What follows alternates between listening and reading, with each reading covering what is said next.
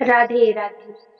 बालपन में कान्हा को दीक्षा दिलाने के लिए माता यशोदा और बाबा नंद ऋषि के आश्रम में छोड़ आए थे। जब कान्हा शिक्षा ग्रहण करने के लिए आश्रम आए तो उनकी मुलाकात सुदामा से हुई। आश्रम में जात पात, अमीर गरीब का अंतर नहीं होता। राज परिवार में जन्मे कान्हा की दोस्ती ब्राह्मण परिवार में पैदा हुआ सुदामा से हो गई।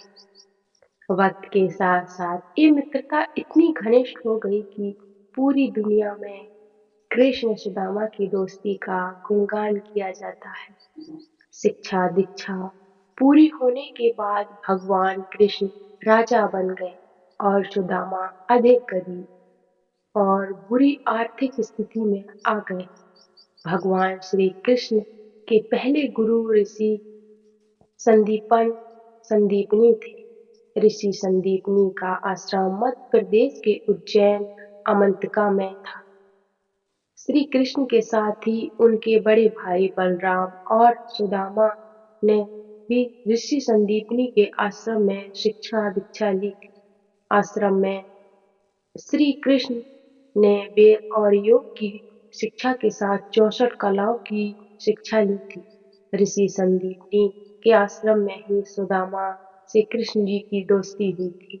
आश्रम से शिक्षा लेने के बाद श्री कृष्ण मथुरा आ गए और बाद में द्वारका के राजा बनकर वहीं बस गए। सुदामा भी आश्रम से शिक्षा दीक्षा के बाद अपने ग्राम अस्मावतीपुर, जो वर्तमान में पोरबंदर है, आ गए और भिक्षा मांगकर अपने परिवार का पालन पोषण करने लगे। कहना जाता है कि सुदामा एक दिन में सिर्फ 5 घरों से ही भिक्षा मांगते थे। अगर इन घरों से कुछ मिल जाता तो परिवार का पेट भर जाता, वरना भूखे ही सोना पड़ता। उनकी दरिद्रता बहुत अधिक बढ़ गई तो सुदामा की पत्नी सुशीला ने उन्हें द्वारका के राजा यानी सुदामा के मित्र श्री कृष्ण से मदद मांगने को कहा। पहले तो सुदामा ने मना किया, लेकिन बाद में पत्नी की बात मानकर वह द्वारका की ओर चल पड़े। सुदामा इस बात को लेकर चिंतित थे कि जब सालों बाद वह अपने बाल सखा से मिलेंगे तो कान्हा को भेंट में देने के लिए उनके पास कुछ भी ना होगा। सुदामा की पत्नी ने इस बात को समझाते हुए पड़ोसन के घर से कुछ मुट्ठी चावल मांगकर पोटली बनाकर सुदामा को दे दी। जब वह नंगे पांव और तन ढांकने के लिए फटी धोती पहन कृष्ण के महल के सामने आए तो द्वारपालों से कहा कि वह केशव के मित्र हैं, तो हर कोई उन पर हंसने लगा।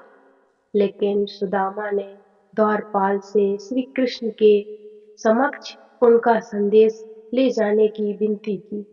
जब द्वारपाल महाराज कृष्ण के पास पहुंचा और सारी बात बताई तो भगवान एक पल में समझ गए कि उनके बचपन का मित्र उनसे मिलने आया है। बिना मुकुट लगाए नंगे पैर सुदामा से मिलने पहुंचे और उन्हें देखकर गले लगा लिया। दो मित्र सालों बाद एक राजा और एक गरीब ब्राह्मण के रूप में एक दूसरे से मिले, लेकिन उनके दिल में एक दूसरे के लिए असीम स्नेह था। कृष्ण सुदामा को अपने महल ले आए और उनके पैरों को खुद अपने हाथों से धोने लगे। नंगे पैर होने के कारण सुदामा के पैरों में कांटे चुभे थे। भगवान श्री कृष्ण ने देख रोने लगे। फिर कान्हा ने अपने बाल सखा से पूछा कि मेरे लिए क्या भेंट लाए हो। तो पहले सुदामा ने संकोच किया कि एक राजा को कुछ मुट्ठी चावल किस मुंह से दे, लेकिन कृष्ण के हठ का करने पर उन्होंने चावल की पोटली कान्हा को पकड़ा दी। यशोदा नंदन ने भी उन कच्चे चावलों को बड़े स्वाद के साथ खाया, जैसे उनसे बेहतर कुछ हो ही न। ऐसे भी कृष्ण और सुदामा की मित्रता श्री कृष्ण ने अपने आंसुओं से धोए थे मित्र सुदामा के पैर। ऐसे हुई थी दोनों की दोस्ती। तो कैसी लगी ये स्टोरी दोस्तों, कमेंट सेक्शन में जरूर बताना। और स्टोरी अच्छी लगी है तो प्लीज़ वीडियो को लाइक कर देना, चैनल को सब्सक्राइब कर देना। राधे राधे।